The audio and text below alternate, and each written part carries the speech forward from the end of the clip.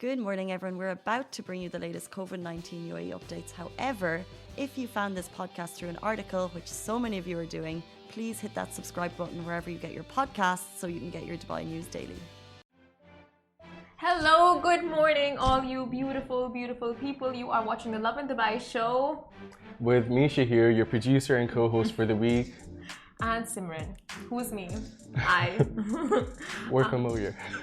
Okay, but before we start our bickering, let's just take you through the top trending stories for today. So, happy Onam. So, Dubai Royal wished happy Onam to Dubai-based Keralites. And Virgin Radio host Mazz Hakim shares a personal story that shows the reality of Afghans today.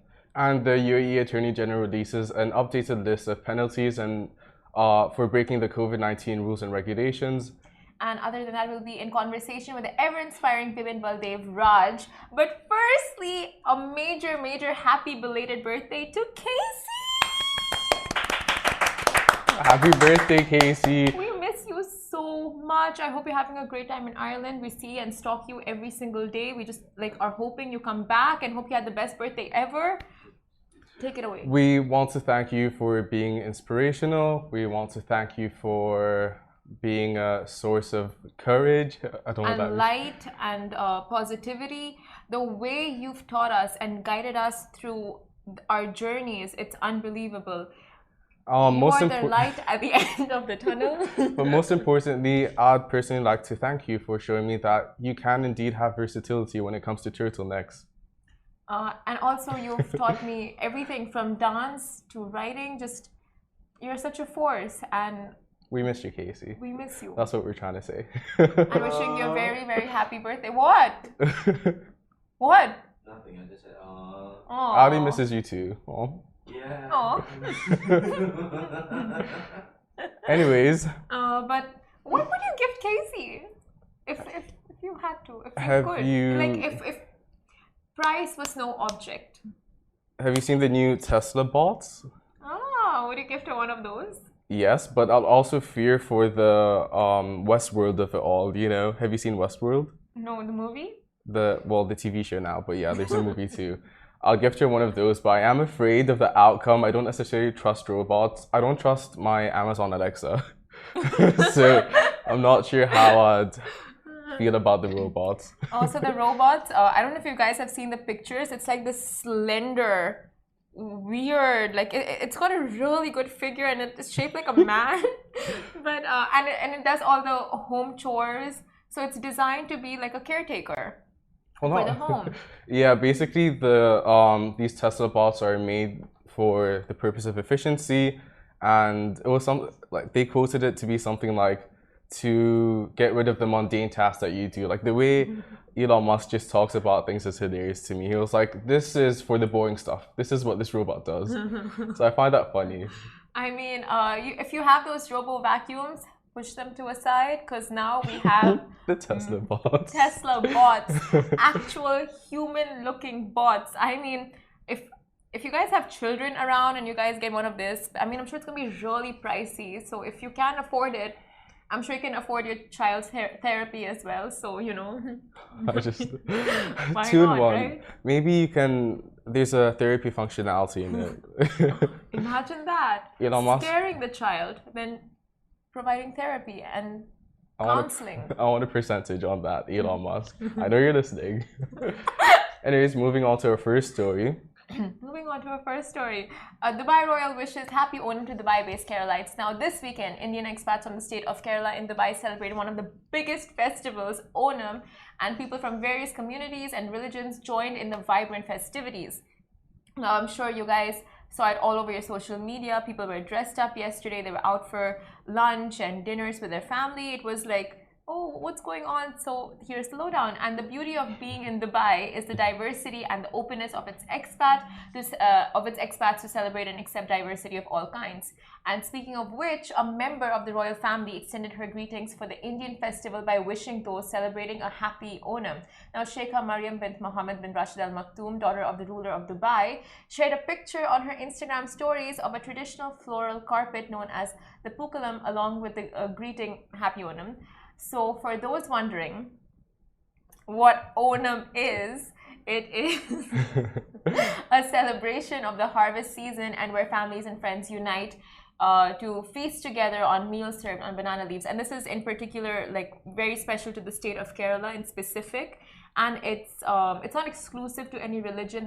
That's what makes it so inclusive and like a celebration for the entire state. That's amazing. Yeah, and Dubai never lets expats away from home feel like they're ever in solitude during any festival for that matter. So we love the story, and we love that Dubai Royal also got into wish the expats here just beautiful story. Yep. No, I love that. Like you seriously don't feel like you're away from home. There's always people around you that make you feel welcome. There's always things going on out anyway with COVID-19 precautions. But there's always stuff going on within society that makes you feel like I'm still a part of home. I'm not missing out on much. That's one of my favorite things about here. Be it Republic Days, Independence Days, any celebration, Christmas, Eid, Ramadan, like legit anything. The UAE is like all in to celebrate with the Burj Khalifa lighting up, or like small performances here and there, malls just lighting up on the occasion. It's amazing. Like just the small things count so much and make it so inclusive. It's incredible to be here. Agreed. Moving on to our second story, the UAE Attorney General released an updated list of fines and penalties for breaking the COVID-19 rules. Dr. Hamid Saif Al-Shamsi, sorry, I need that, has issued an updated list in hopes to hinder the spread of the coronavirus. He urges citizens in the country to abide by the following measures and precautions and be aware and mindful of the larger society and public areas. There are 22 articles included in the list of updates, and there's a lot of big numbers that nobody wants to be paying, so please be aware of your actions and make sure you're taking the necessary precautions for you, your family, and the people around you. The list of violations include non-compliance with quarantine instructions, violating orders when stopped at checkpoints, and the spread of fake news and rumors in relation to the virus. And that last one I think is very important because do you have a family group chat? You siblings, mom and dad. Do your parents send anything and everything that they see? Oh yeah, definitely. I think this is so important. My dad, I think since a vaccine was found, he sent 3 different articles saying the vaccine is this or that. And I'm like, please stop. Like, obviously he doesn't think to fact check. He doesn't realize this fake news, but obviously someone's actually composing these articles and going through great lengths just to produce something fictional. And my dad's not going to necessarily be aware of that. So we keep talking to him about A, not sending 5,000 different broadcasts a day, and B, being aware of what he's spreading, because not everyone's going to be aware about fact checking. Exactly. So I think that's very important, honestly. I would want to fact check this news because I would think you're kicked out of your family group already, but guess not. I have been a few times, but we're not here to be talking about that. Me and my family issues are a separate note. No, now it's public. We are one. We share with you guys so you can share back with us, right? But do you guys have the same issue where your parents literally send anything and everything? And sometimes it's not just parents. Like I think anyone in random can, and it's not just like thing to adults. Even our age group, like there's so many times we see something fictional on Instagram, or not fictional, maybe like it's changed. The wordings are changed. It's fake news. It's a propaganda towards a certain subject. Yeah, and it's got agenda, and we forward it around, not knowing the the impact that it can have. And not everyone thinks of it in a very like not opinionated, like okay, what's the word for it? Like when you look at news, you would think in a objective way. People get very opinionated seeing something, and it can have a very negative impact. And you see an article, and no one's ever gonna think, well, now people are more aware, but no one's gonna think this is fake.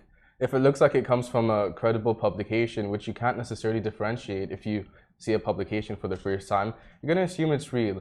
And yeah, it's not necessarily just like this group chat situation. It's what you see online, what your friends say. Just be mindful of what you're saying, how you're saying it, and the impact it might have.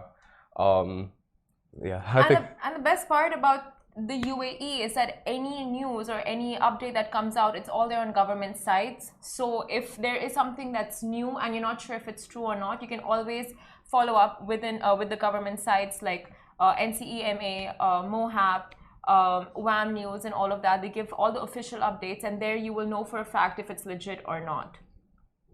But moving on to our next story, Virgin Radio host Mazz Hakim shares a personal story that is still the reality of Afghans today. Now, Virgin Radio host Mariam Hakim shared a heartfelt tribute that shows the parallelism from her parents' story that dates way back to the 80s. And following reports of the Taliban takeover, the world and its residents have offered refuge or help of any kind to Afghanis today who have fled the country. Now, Mazz Hakim shared an image telling her personal story, and it's striking how parallel it is to the Afghan flight of today.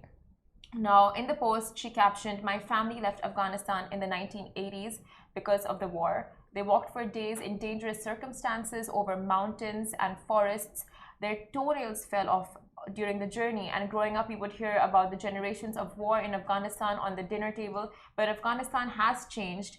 If given the right circumstances, people don't want to leave."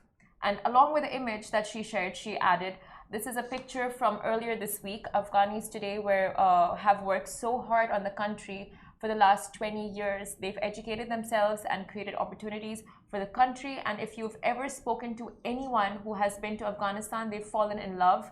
They have a thirst for knowledge. They are educated, work in different industries, learn English, different skills, delve into art, music, and culture. Kabul is such a cool city, and all the people want is peace, growth, and safety, and they deserve it." Like, really, this gave me goosebumps just reading it and now saying it out to you guys.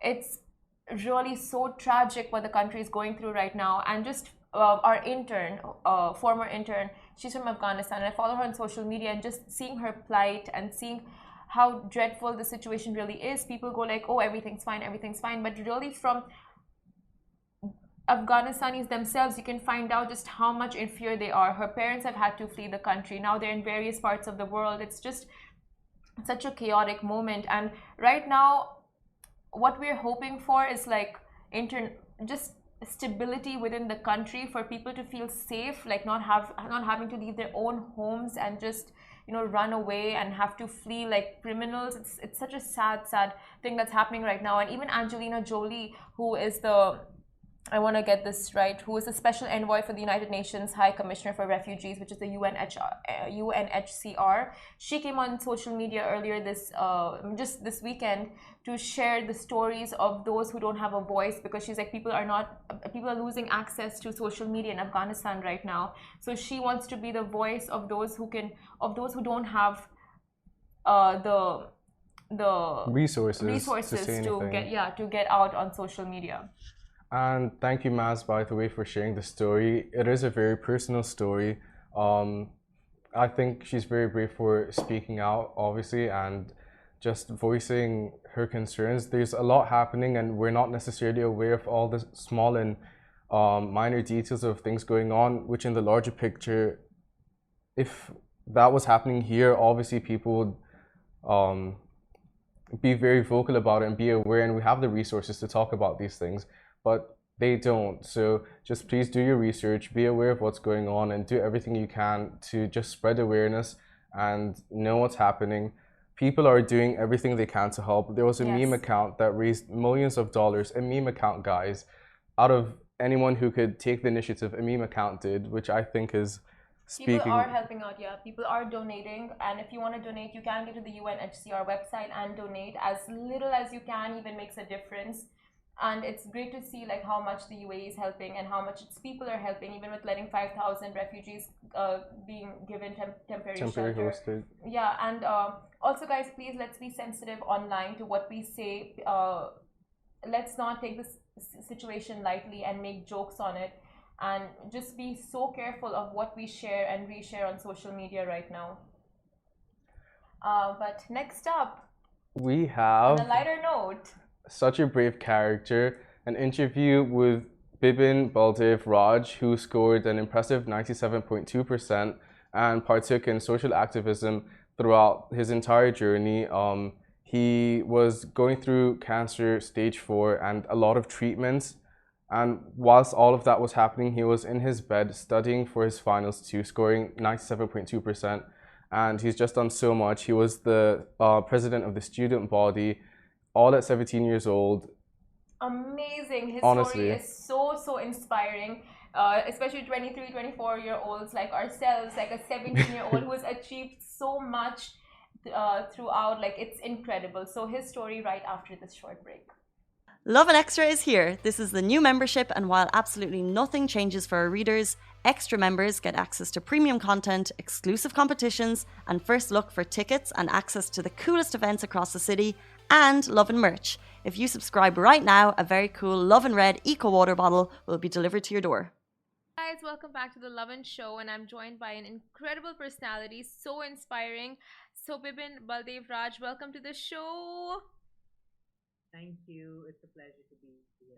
You've gone through so much and you've achieved so much at such a young age. You're only 17 years old. You've achieved incredible scores for your exams, and you all this while undergoing your cancer treatment. So how are you feeling today, first of all?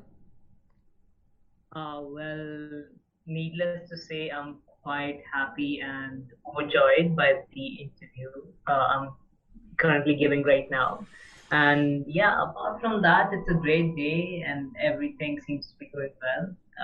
Love the weather that's been going around in monsoon. So yeah. You are currently in India, right? Yes, that's right. I'm currently in Punjab, so the weather's lovely here. Lovely. And you are at the Jalandhar Institute. Sorry, let me just get that out. Which institute are you at right now? You're undergoing treatment at the American Oncology Institute in Jalandhar, right? Yes, that's right. And how is that going? My treatment's been going well. I just completed my third cycle on Friday, and now I'm currently in a resting period for a couple of weeks, so I can recover and then move on to So the are you there next with your stage. family, friends, cousins?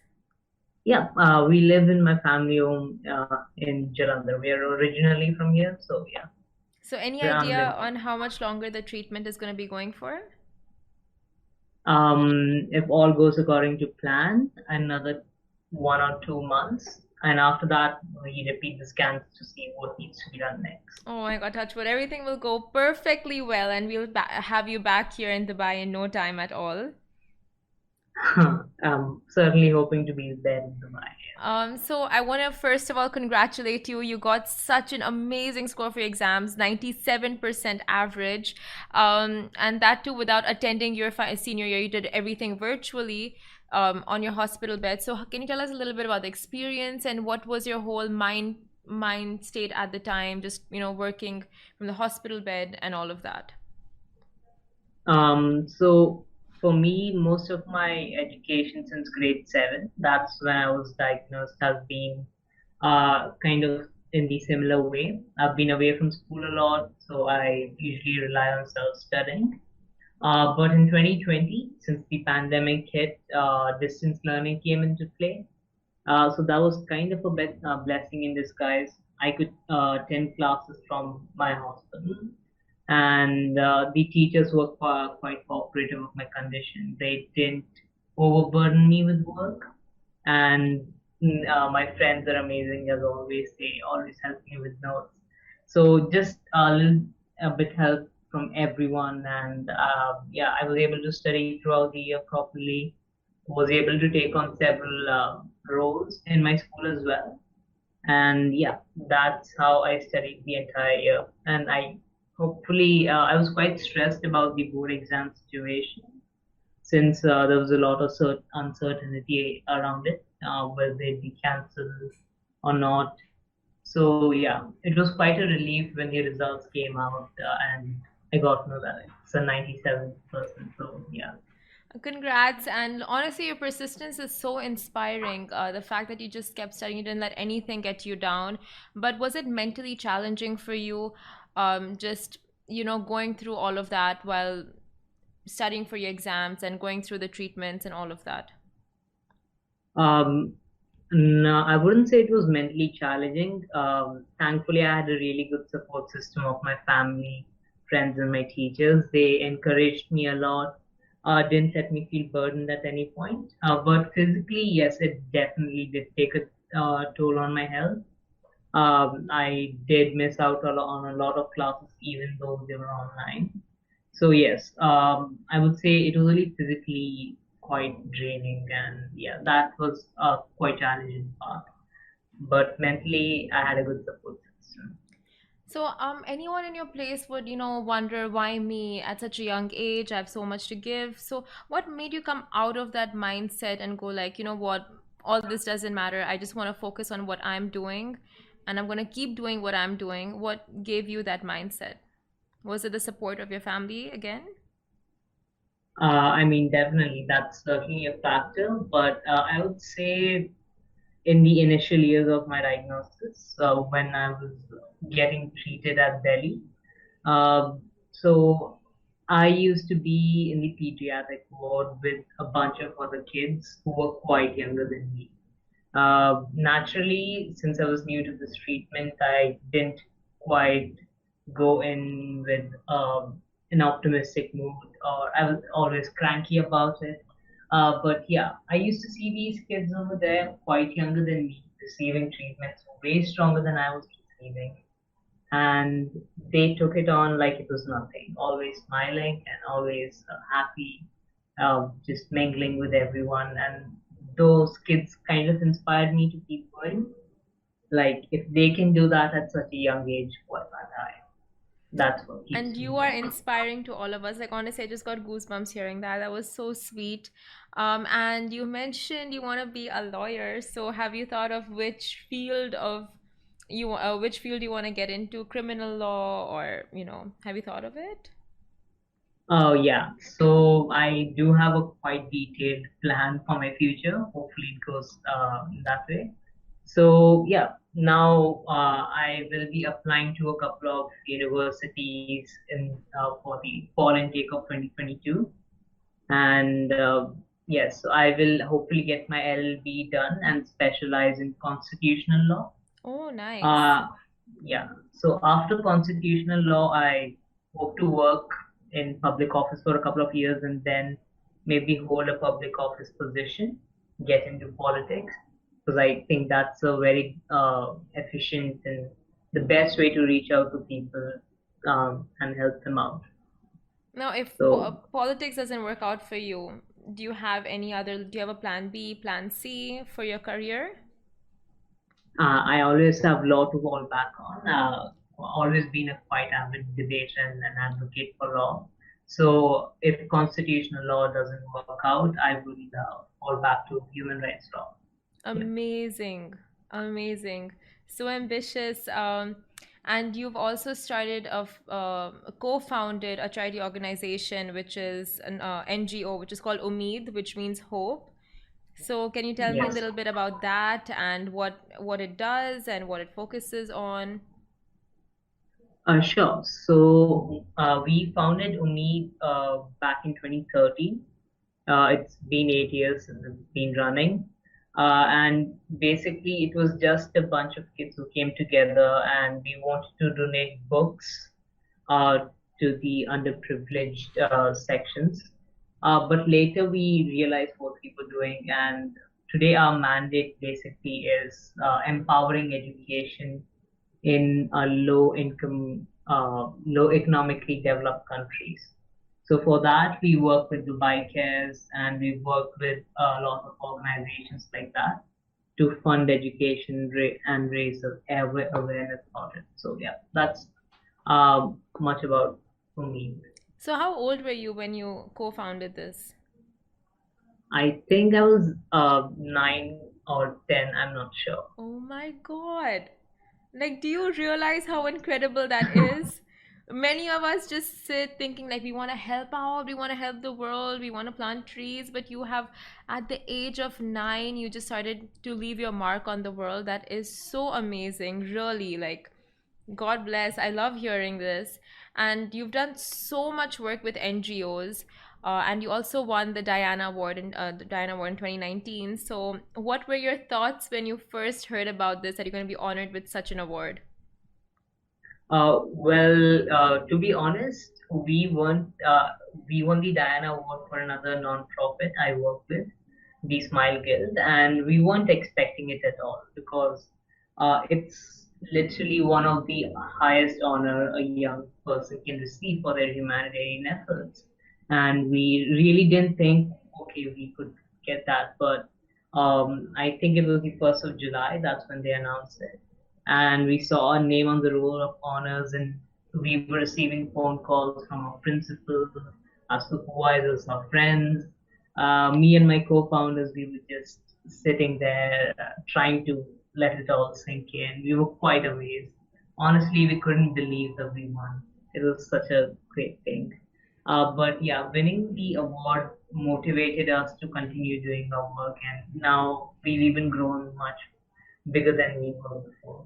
We really need more people like you in this world, like so inspiring. And what were your parents' reactions when they heard of this, when they heard their little son has achieved so much and getting the Diana Award at such a young age? What went through them?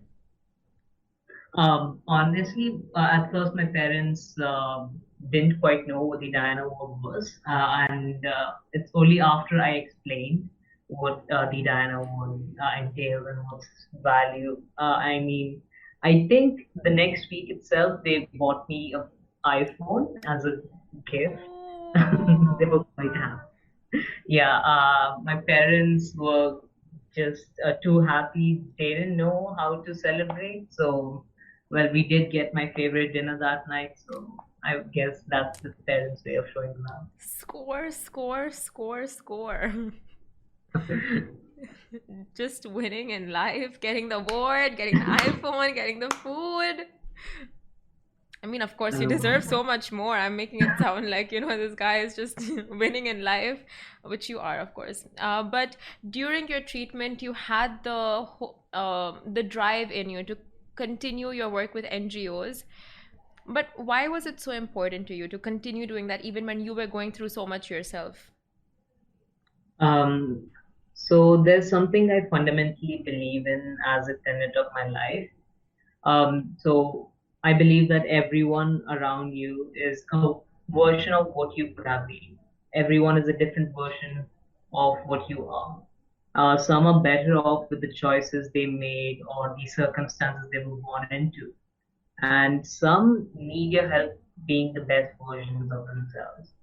And if you can help them be the best versions of themselves, that's the noblest thing you can do. So I think if I'm in a fortunate enough position to be satisfied with what I have and happy with what I live with currently, it's my duty and kind of I owe it to the society to help them live the same way I do. Really, with the amazing work that you do, you have the blessings of the people. And thank you so much for speaking with us. It was lovely. And anytime you're down in Dubai, it would be amazing to have you down in the studio with us. So we can meet you in person and our audience can see you on live in the studio. That'll be pretty epic, no? Sure thing. I'll be coming down to Dubai soon, so hopefully we get to meet each other. Yes, for sure. We would love to have you. And thank you so much once again. Guys, that is a wrap for the Lovin Daily. We are back same time, same place every weekday morning. And of course, don't miss the Lovin Show every Tuesday where I chat with Dubai personalities.